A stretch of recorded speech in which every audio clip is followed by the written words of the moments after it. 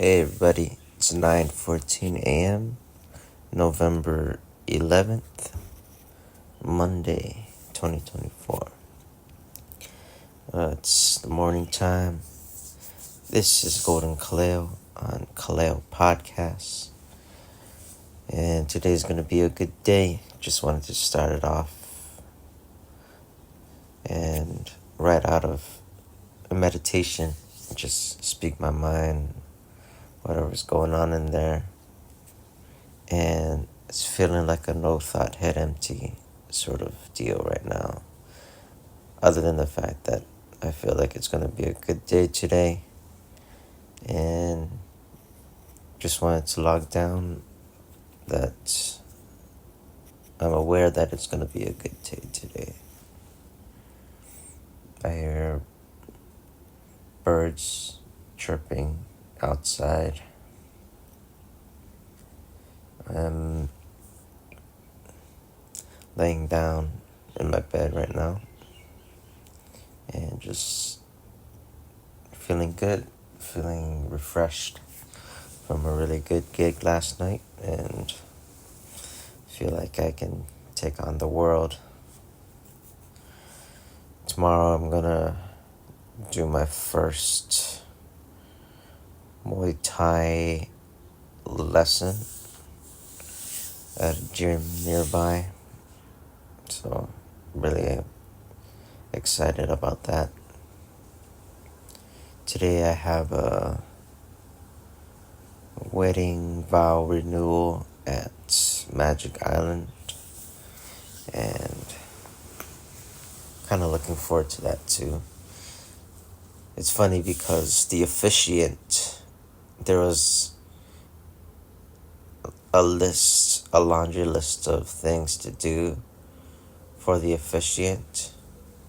He has to say all of this monologuing throughout the entire event, and then at the very end there's a sliver of responsibility that I needed to do, and it's in the form of, and let me bring it up.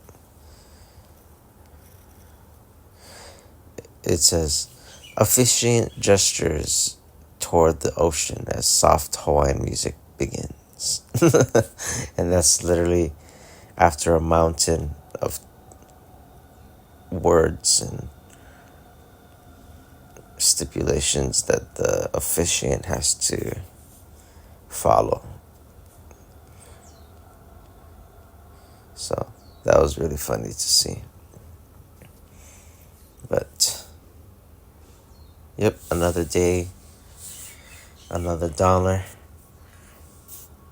doing what I love to do, which is music and entertaining people. Once again, speaking of entertaining people, on the 19th, I'm going to be at Manoa Valley Theater doing a showcase. I'm going to be doing improv comedy, and I'm going to be doing stand-up. So I'll put the link in the description for you guys to get tickets. It's going to be a lot of fun, and I'm really excited about my act.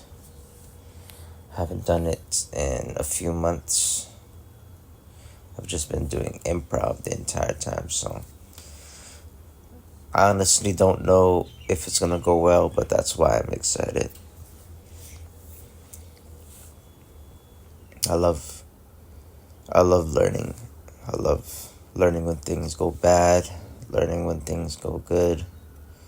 I love it all, so yeah. Don't get me wrong, I love the feeling of getting the audience, winning the audience, and at the end having that big applause. But I learned so much more, I think 10 times more, when things go wrong. So either way, I feel like it's gonna be fun.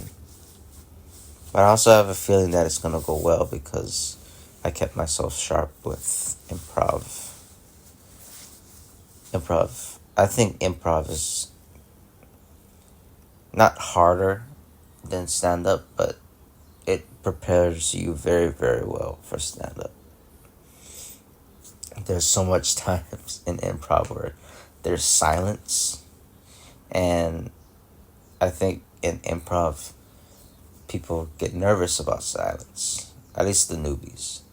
They hear the crowd just not responding or maybe talking amongst each other, and they don't know to either acknowledge it or to power through it. And in improv, there's a lot of that, just powering through. But then again, the audiences are more nicer in improv. They don't heckle unless there's a complete asshole in the audience. So that happens too, but not as much.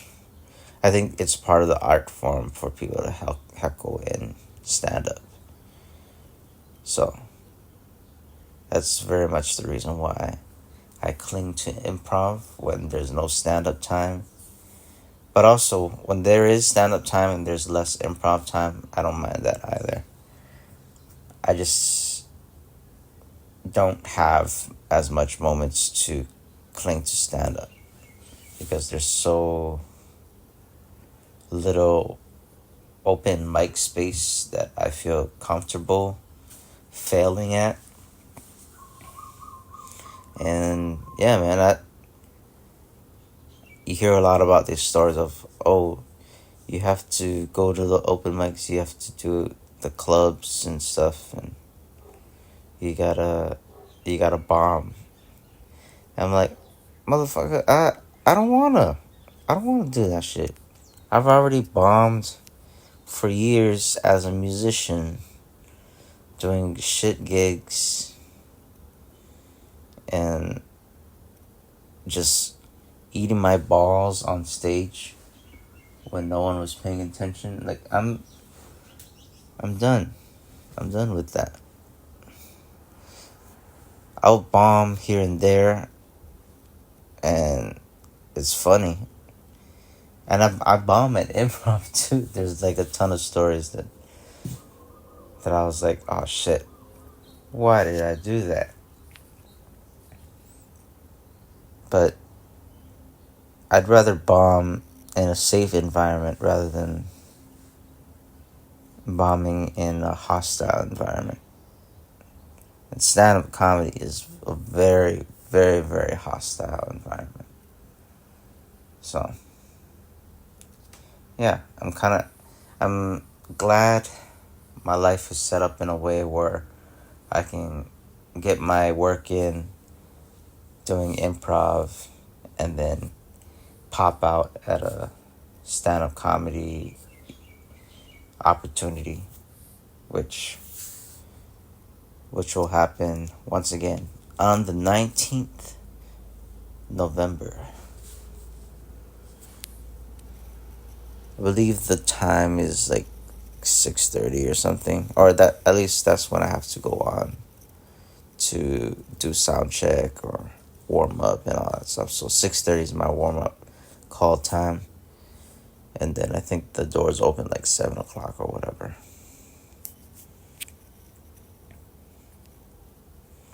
But yeah, a little tangent of what I've been doing. Let's go to the advice column. See what people are wondering about how to help themselves. We're gonna go advice, r/advice. And mind you, this is completely spontaneous, off the dome. Alright. My fiance hangs out with her ex, and I can't take it anymore. Oh, dude, it's over. So as the title says, my fiance still talks to and hangs out with her ex. When me and her got together, she was coming out of a relationship with her ex, and they were on terrible terms and weren't speaking anymore. They shared a dog, but for months, the ex never saw the dog or spoke with my fiance. It wasn't until the ex came back from a trip that they started communicating so that he could see that dog. That was around the same time that me and my fiance got into the biggest argument we had ever had, and when we started arguing, the first person she called was him.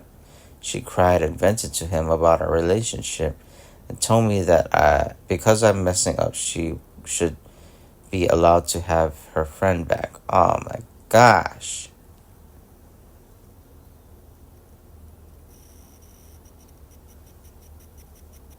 No.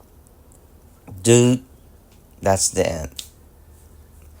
You you want your friend, quote unquote friend back? Yeah, you're not gonna be in my life anymore. Get out. Walk out the door and goodbye. Forever. Being that I was in a pickle, I decided to compromise. Oh God. Gross. I hate the fact that they are getting closer and closer every day.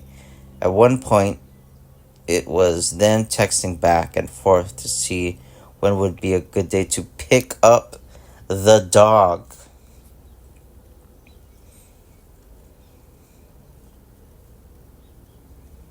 Dude. It has now escalated in 4 months to them sharing locations, calling all times of the night, and her going to parties with him and not inviting me. These last 4 months have been rather difficult because I am uncomfortable at their relationship. I've expressed myself multiple times and also stated that I would prefer that she limited talking with him, but then in turn came with more backlash and arguments. Yeah, dude, it's over. You talked with her about it. She's arguing with you about it. This is not wife material, man. Leave. The past couple of weeks have been nothing but mentionings of him and how they used to do things. Ah, gosh. Now she wants me to go on a trip with him and his friends, and I told her I wasn't comfortable. I'm sorry for rambling, but the straw that broke my back was last night. We both worked last night, and I had plans to study together and cuddle to watch movies and make dinner. On our way home, she gets a text from him saying that he is having a celebration for his fraternity and he wants her to come and bring somebody with her. She shows me the messages and immediately tells me that I need to study, so she'll be bringing her other friend along, so it'll be those two instead. She completely drops our plans and makes new ones to go hang out with him.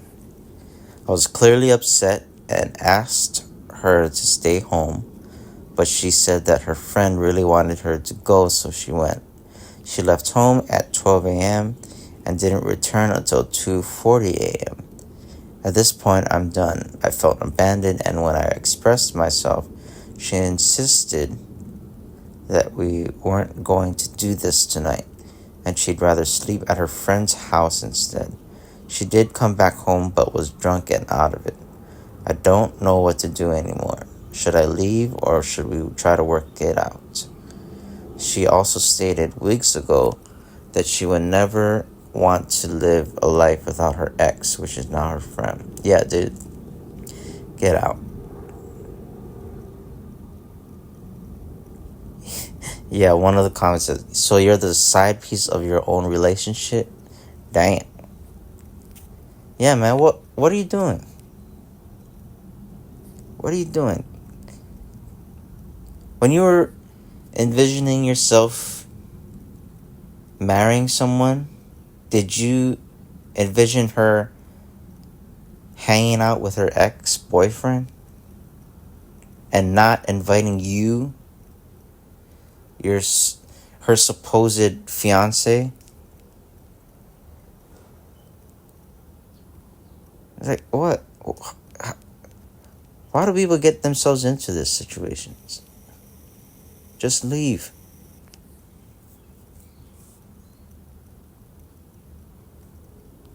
Call off the engagement.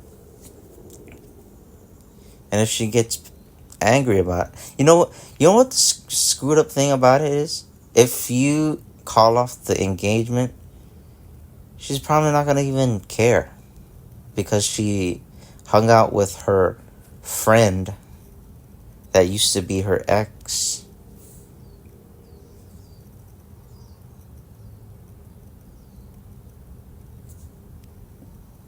And she's basically gonna monkey branch then. Because you didn't cut it off early enough when you saw the red flags. What a messed up situation, man. But it's this messed up because it's your fault, man. It's you let it go on for this long, and you addressed it, but you didn't give the consequences. So that was enabling her to continue doing the messed up stuff that she's continuing to do now. So yeah, man, everybody is saying it in the comments. Leave, run. Like, there's this going, guys. I always refrain from jumping straight to red flag, leave them, run. But not this time. You need to leave her. Honestly, this is not ever going to improve. And you know what, bro? If you're afraid of her moving on too fast or whatever, it's gonna all come crumbling down in the future for them too. They're already exes. The relationship didn't work out for a reason. So have in mind, you leaving them and then them crashing out, and then just if anything, if you need any vain reason to leave her, just picture her crawling back to you and be like, I'm so sorry. I made a bad decision leaving you and not inviting you. I should have treated you better. Yeah, just picture that, and then picture you being like, you know what, baby, I gave my all to you, but now I can't see you in the same way I did before. And then just turn the other way and walk. Wouldn't that feel? Imagine how that would feel, man. Imagine. Everybody imagines things every day. Everybody's a dreamer. But the fact that that's actually a possibility, don't you want that? So yeah, dude, leave now.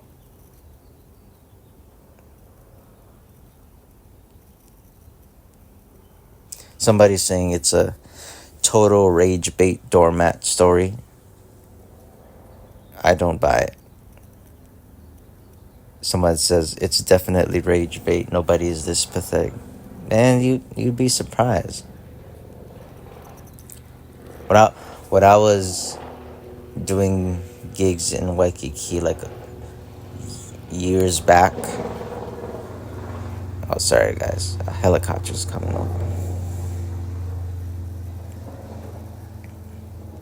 When I was doing gigs years back, I was walking the street, and there was this guy and a woman like arguing on the side of the street, and the woman walked away, and then the guy, there was some of his female friends around. The woman left, and then the guy ran into his female friend's arm and started crying. Now, men should cry, but he was heaving, just crying into his shoulder, and then the female friend was like patting his back, and while he was in his shoulder, as I was walking by them, she looked at me, and I looked at her, and then she gave that look like, ooh, like I don't know why I'm in this situation. And then I was like, yeah, dude, why, what's happening? And then it was just that quick glance of like, oh shit, we both know what this is. And then I just kept on walking. It was really funny. Yeah, man, don't ever let it, all men out there, don't let it ever get to that situation. Especially if you're engaged with that person, man. This is the woman you're gonna spend the rest of your life with? Someone who hangs out with their ex?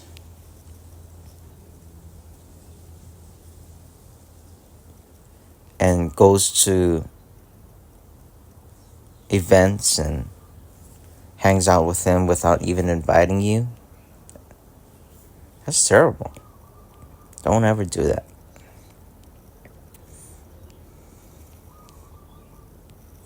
But yeah, I've talked long enough. I gotta get my day started. Probably gonna chime back in later today, maybe not. But if not, I'll see you guys in the next podcast. Whoa, you'll hear me in the next podcast. Kaleo podcast. See you guys soon. Or talk to you guys soon. Alright, bye.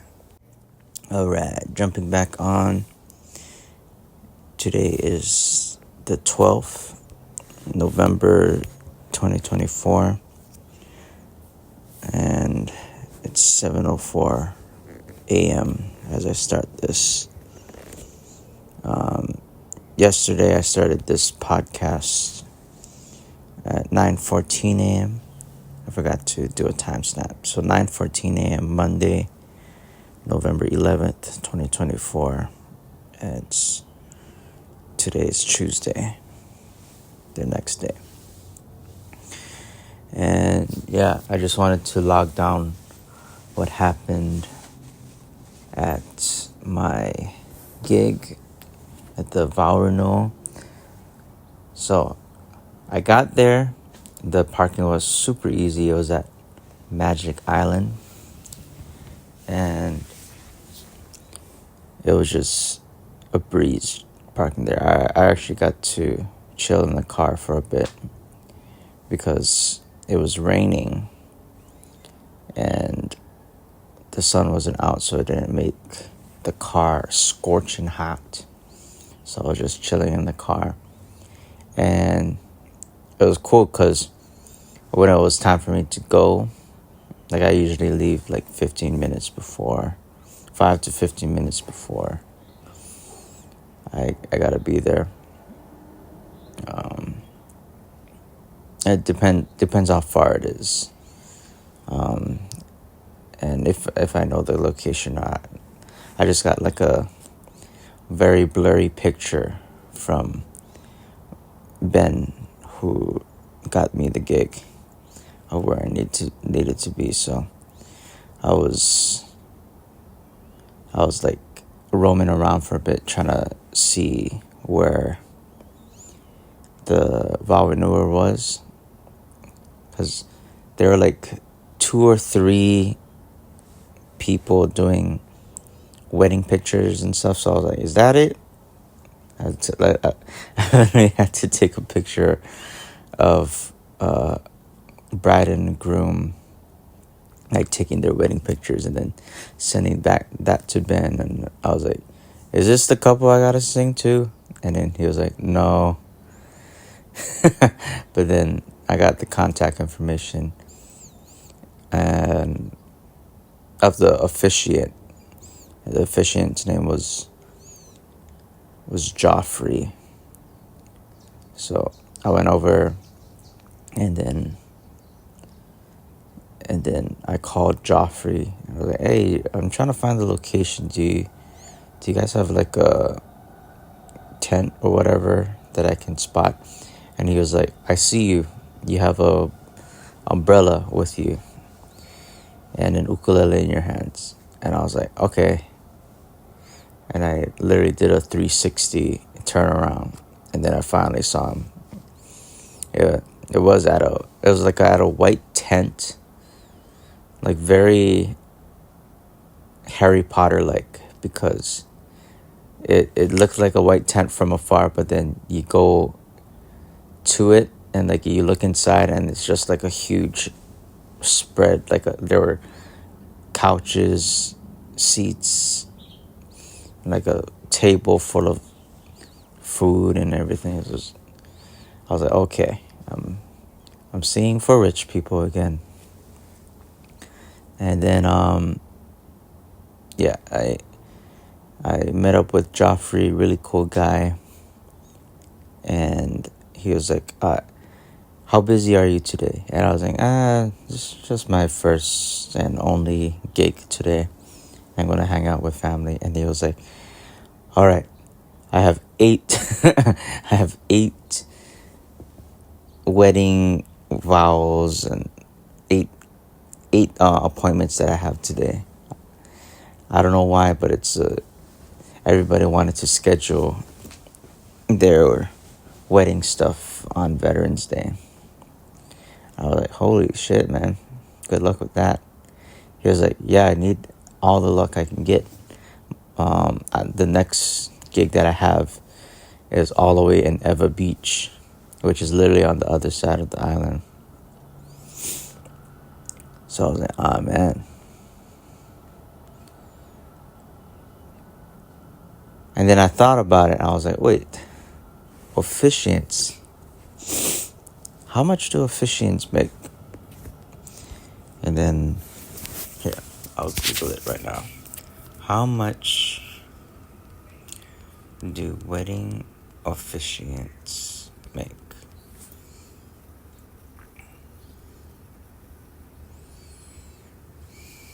Alright, so it's not... Okay, so on average, wedding officiants can make around $250 per ceremony. So he had 8 gigs that day. So let's say, yeah, so 250 times 8. He made around $2,000 yesterday. That is crazy.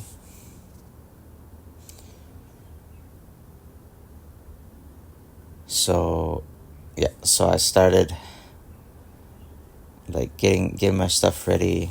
I went over there in slippers. So I took off my slippers and then I stood on the side, just assumed my role as a piece of furniture for the gig. And then Joffrey started saying his stuff.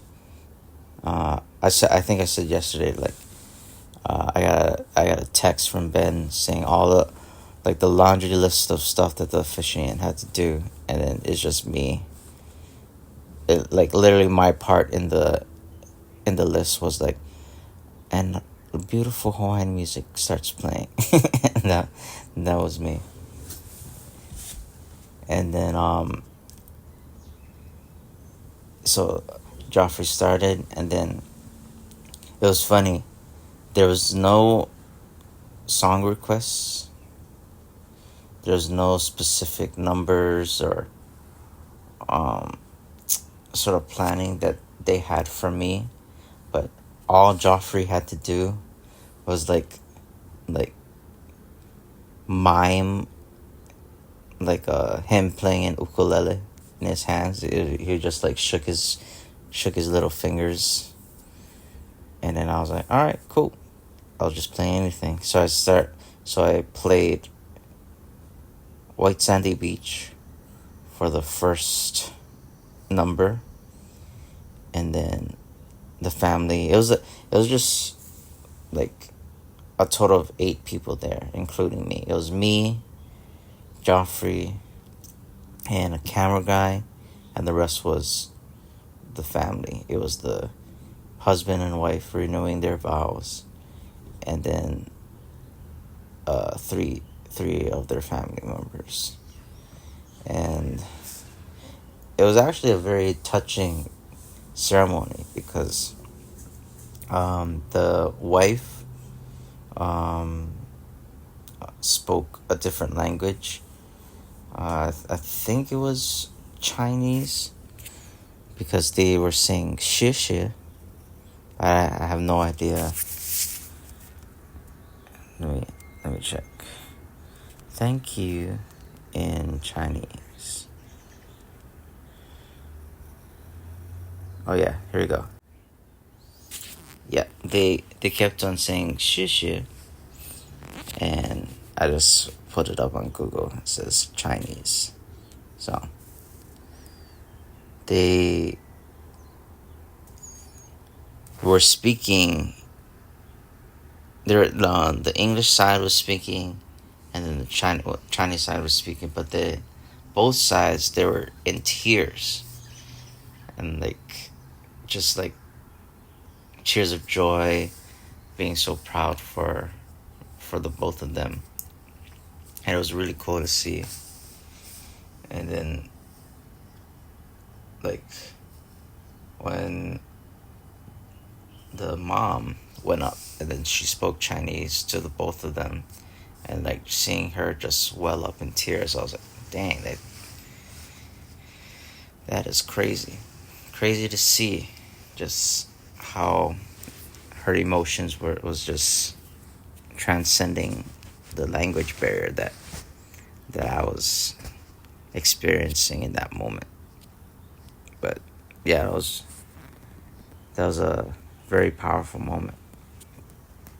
And then the funniest part about the ceremony was they had a lei exchange moment. So they had 6 leis, and then they exchanged it. The family exchanged leis to each other, and then there was 1 lei left. And then the husband turned to me, and then he gave the lei to me, and I was like, oh, thank you. And then Joffrey, the officiant, turned to the camera guy and was like, well, they forgot about us. And I was like, holy moly, I didn't even prepare for this, and I got late today. So, and it was funny because afterwards they wanted to take pictures. I ended up being a bigger part of the ceremony than I thought I was gonna be, and it was very, very cool, very humbling. And yeah, I just said, I hope you guys have a wonderful rest of your life together. And yeah, 谢谢, mahalo. And they were tickled when I said 谢谢. And then I left. And then as I was leaving, I saw Ben's big old body walking towards me. And then I was like, we started talking for a bit, and he was like, oh, how'd it go? I was like, Ben, that was one of the top 10 chillest gigs I've ever had in my life. And he started laughing. And then we talked for a bit, and then he said he was gonna go and say thank you to the family. And I was like, okay, cool. And then I got to my car, and right as I was about to leave, Ben called me And he said, "Oh, you like go eat?" And then I was like, "Yep." And then we went across to Ala Moana, and we got food at the food court. I had a poke plate. I forget the name of the restaurant, but it's like literally right at the entrance doors going in from Mackay side. And yeah, I don't know. Let me search it up. Ala Moana Poke.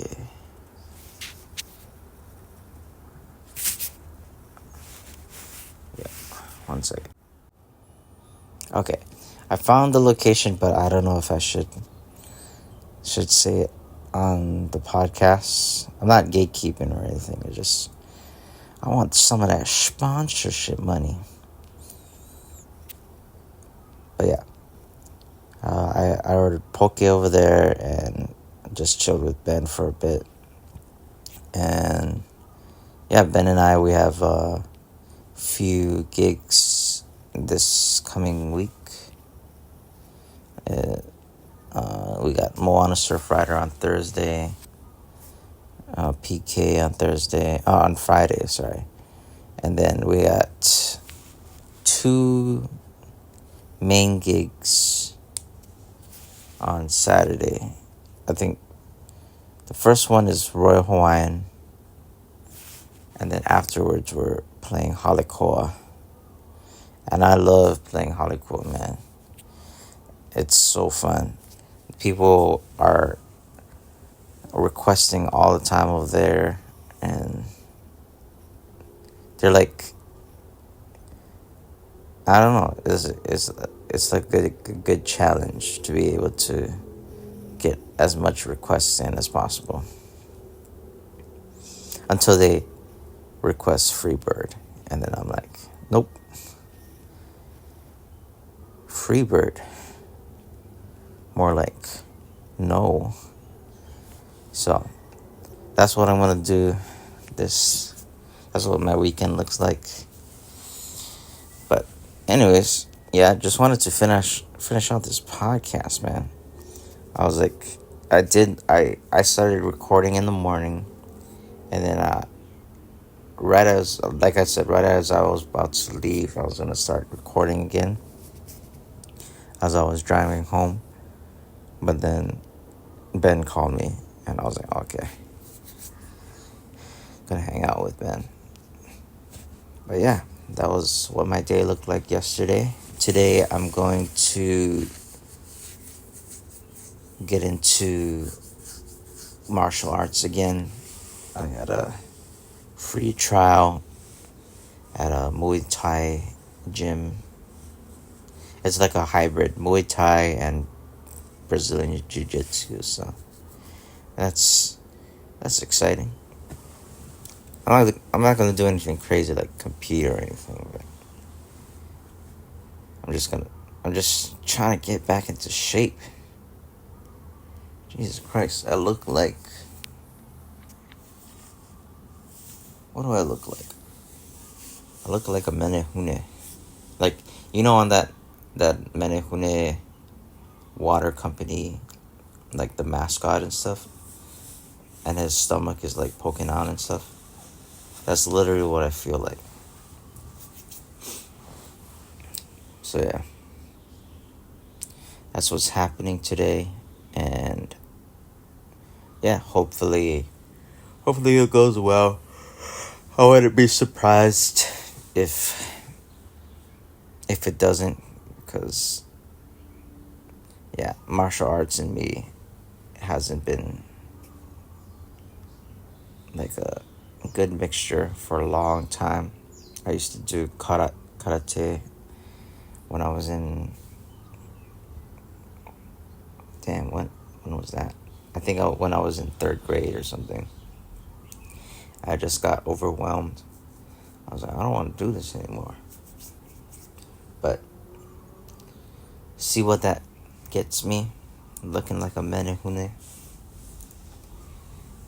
So I gotta find something I don't care if it's yoga or what, but I've been trying yoga, I've been trying cardio, and nothing's been changing. So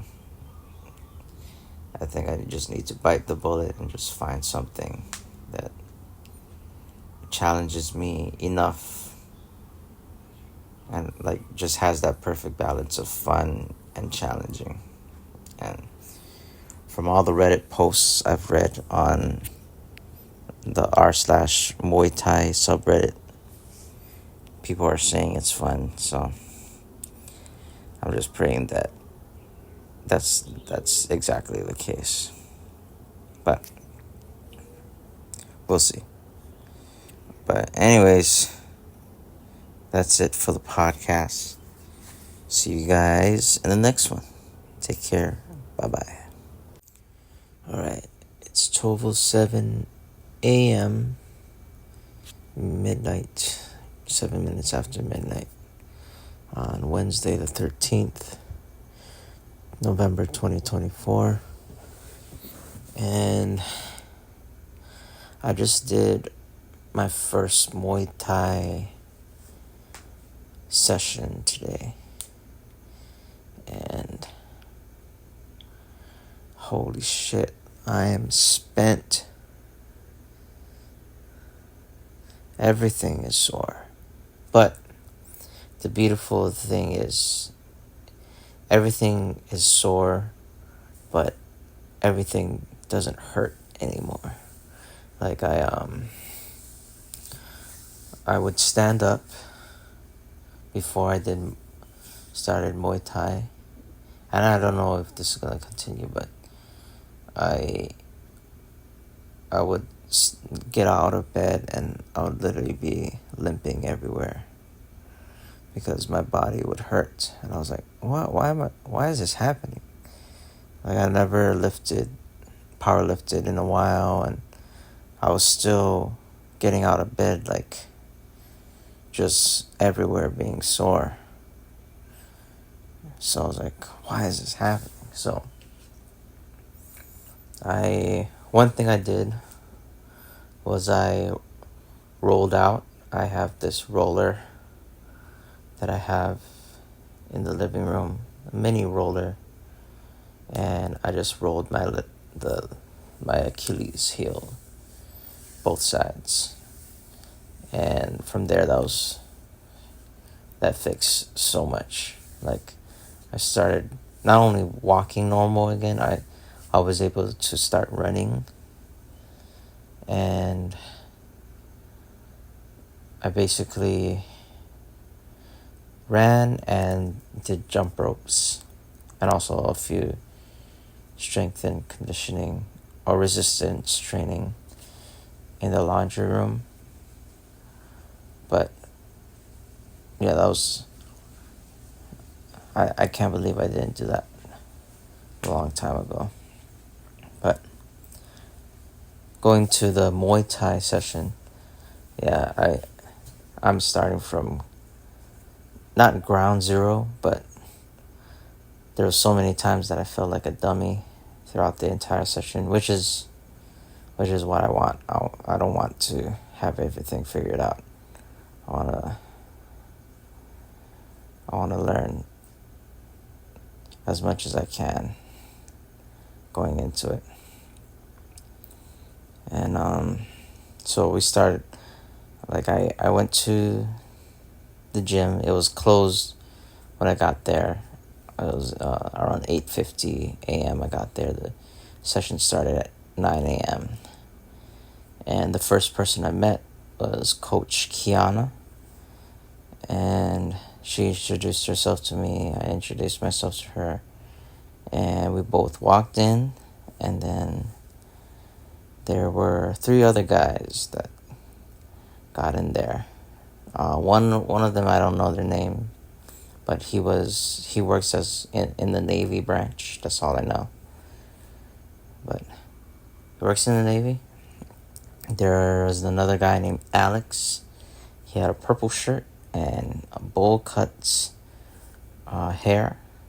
Kind of reminded me of Rock Lee from Naruto if his color was purple instead of green. A really cool guy. And my first sparring partner ever at that location, a guy named Sean.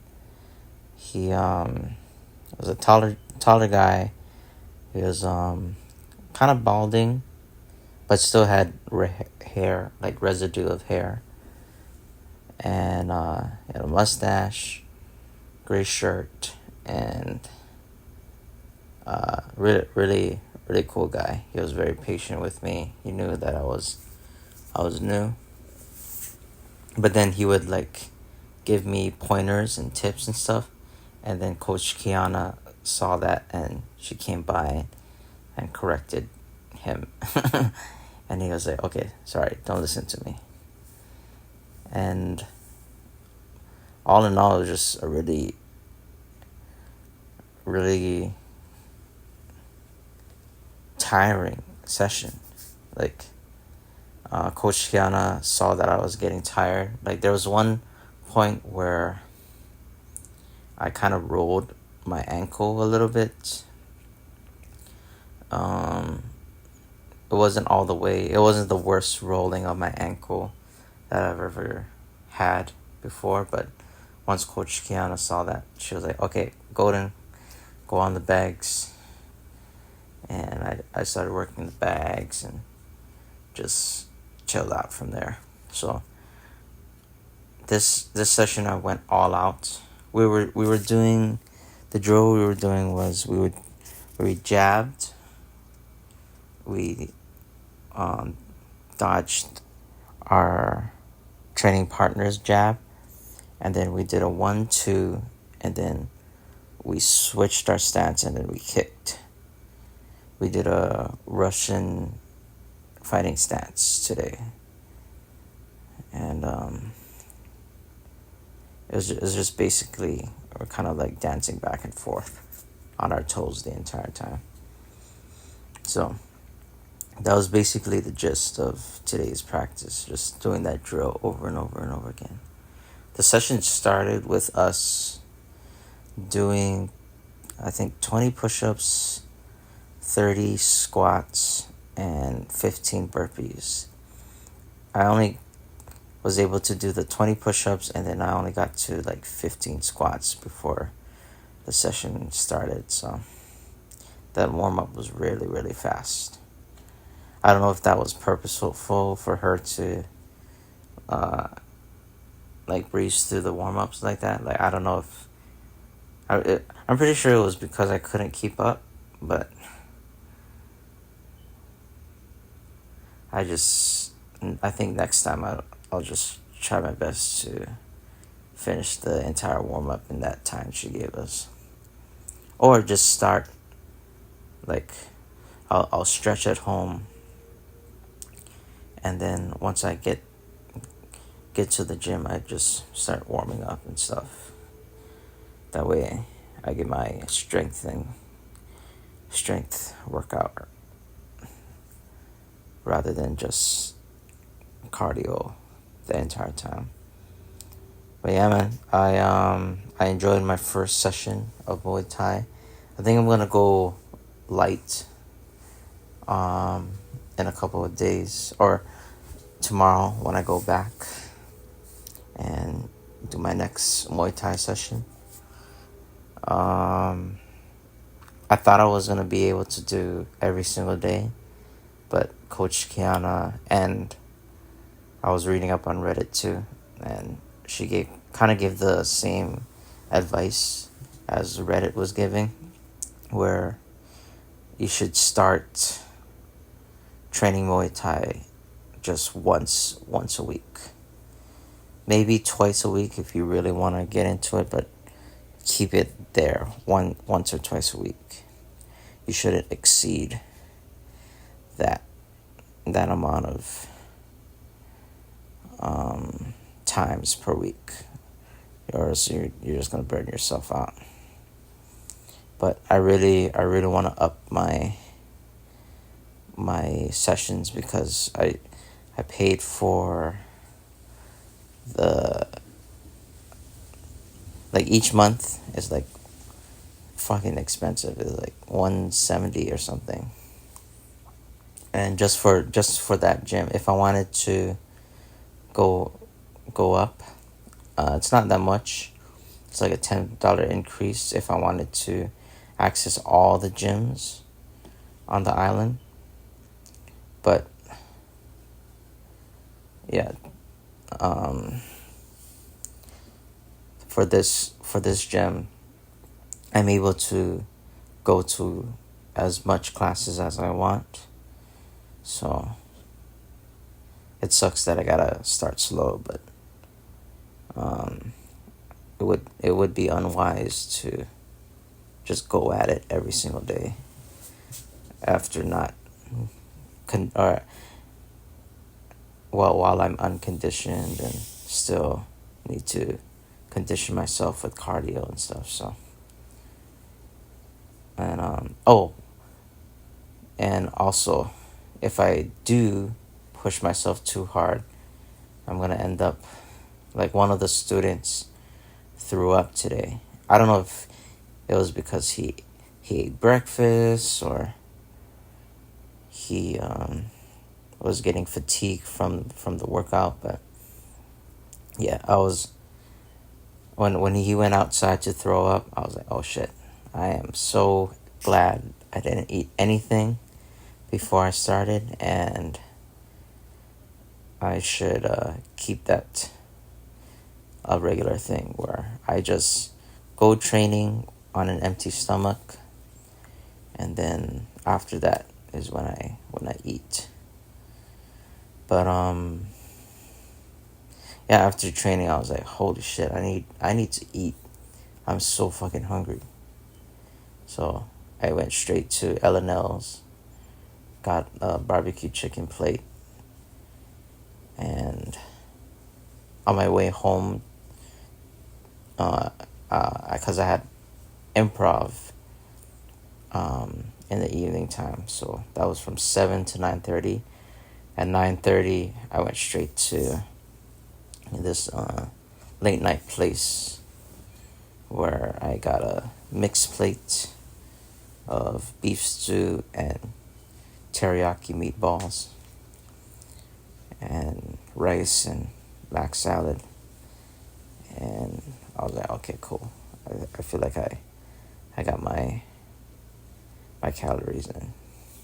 Because I heard that if you train Muay Thai, you're going to be exerting so much energy. You're going to have to like eat all those calories back in order to sustain yourself. I think it said like you burn like 3,000 calories or whatever. I was like, yeah, I felt that. Just with that one 15-minute session. I came home and I was like, holy shit, I went down in weight a lot. So that was a really, really weird experience.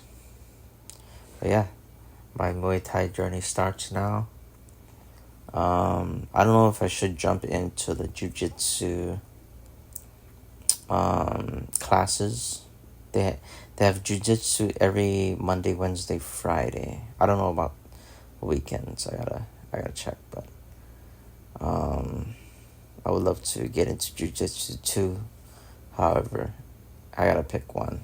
I gotta focus on getting the foundations down with one, and then I can think about going into jiu-jitsu.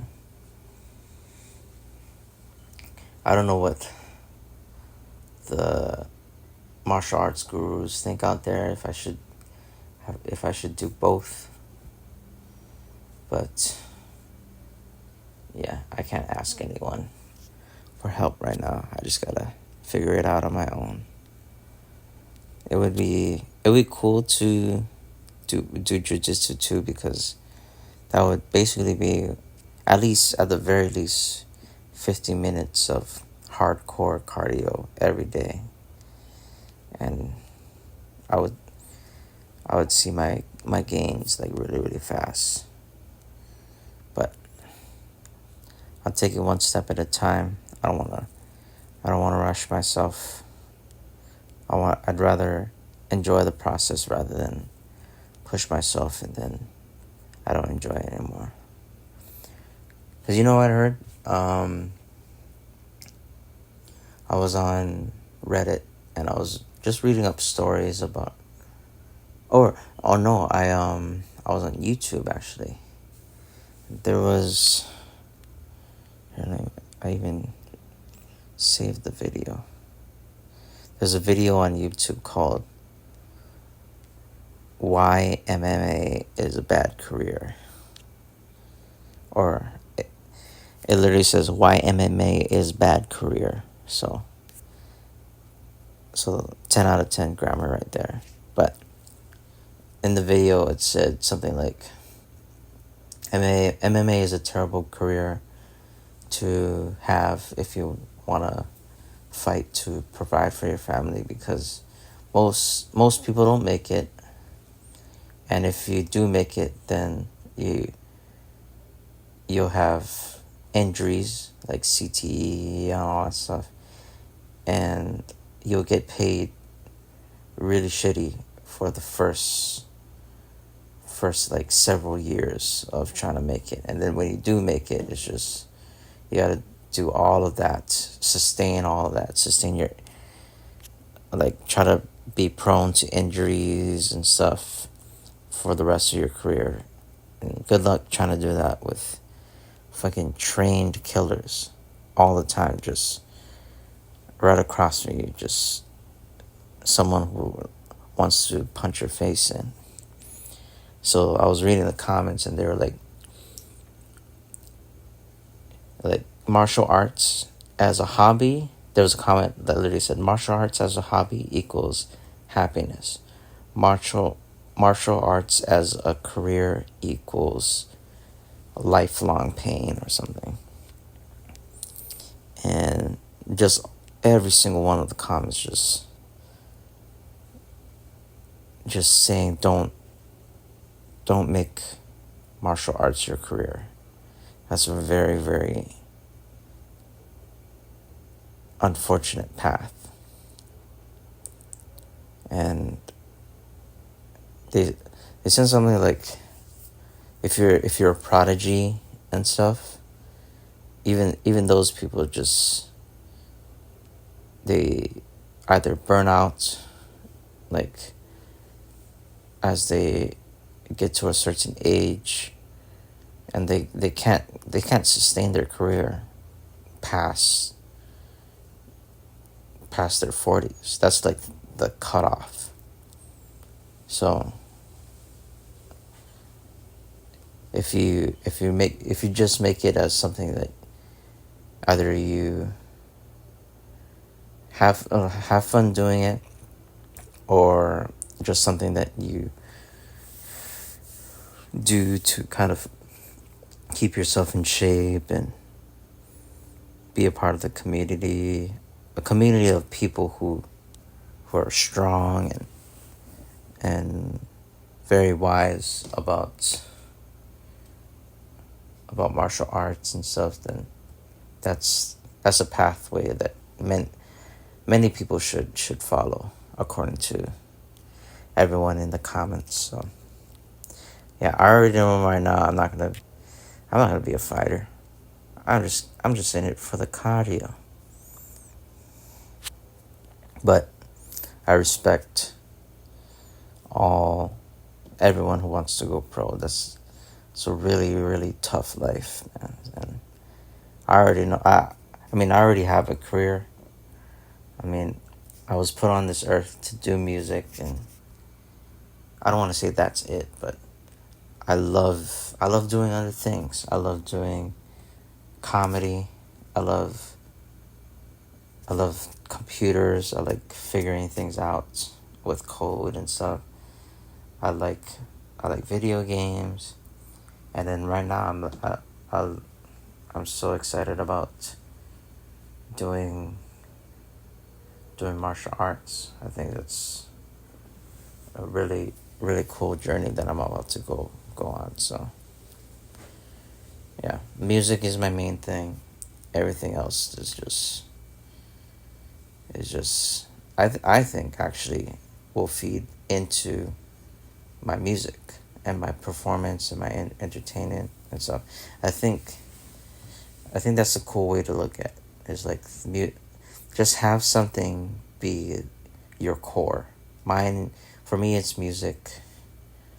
For someone like Joe Rogan, I think his core is. Oh, I don't know. I don't actually know what Joe Rogan's core interest is. Because he does three main things that I know about. He does martial arts, he does his podcast, and he does stand-up comedy. And granted, he commentates as well, but that's I just put that in the category of martial arts. But yeah, he does those three things, and he's happy. But I have no idea what his core, his main thing is.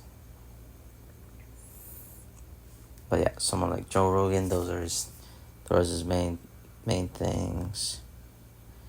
Someone like who else is there? I'm only thinking of musicians right now. I was thinking Bruno Mars, like how he's a worldwide phenomenon musician, but he also has his alcohol brand. He also, what else does he do? He has his own clothing line and stuff. And then people like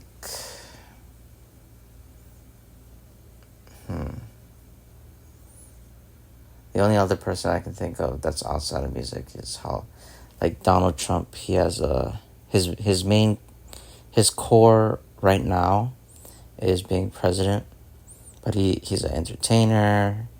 He owns casinos. He was a celebrity apprentice host and stuff.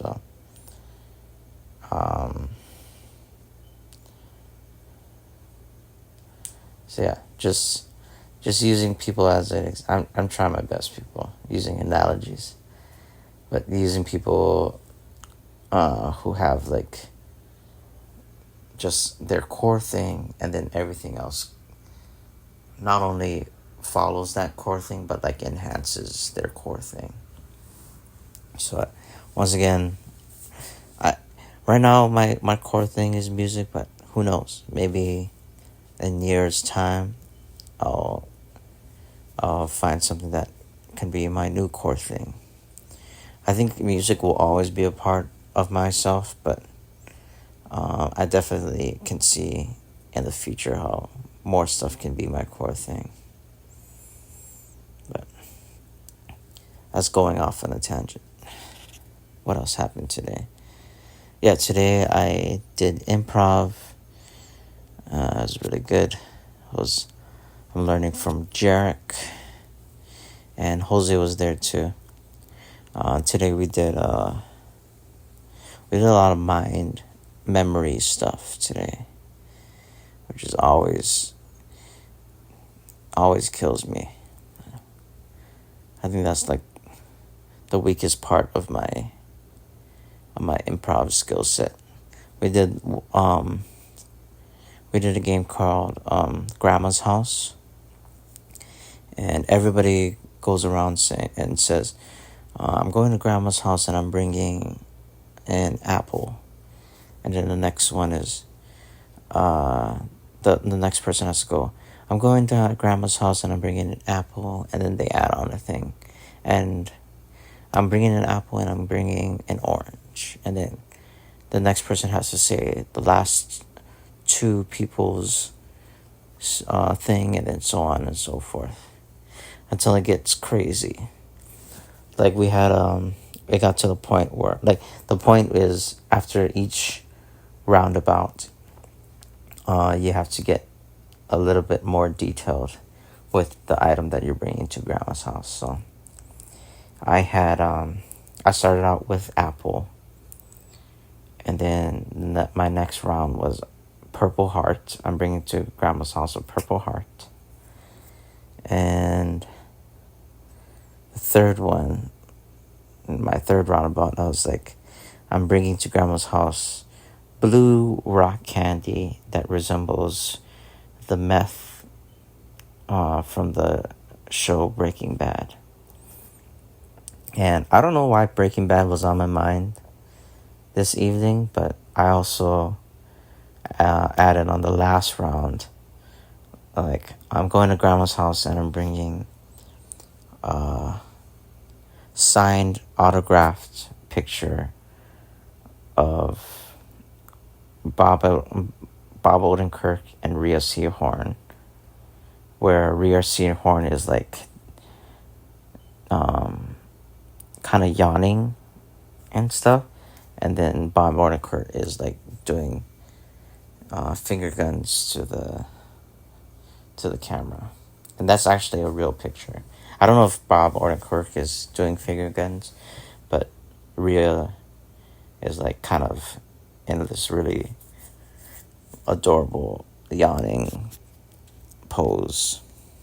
So that was my 4 contributions to the group, and almost everybody like stumbled on mines because I used specific names that if you never watched Better Call Saul, you would definitely have a hard time remembering those names. But I don't know, my mind was just on that Breaking Bad universe for some reason. So that was tonight. We also did just a lot of games that makes you feel like you're in a cult. Those games are weird, and it's a hit or miss. It's like, it's weird but fun, or it could feel weird and uncomfortable. But tonight was weird and fun. I have no complaints. But I wish we did more scene work tonight. It was very, very heady. And I like scene work. I like working with people on stage, just creating stuff. So I think this might be my last 101 improv course.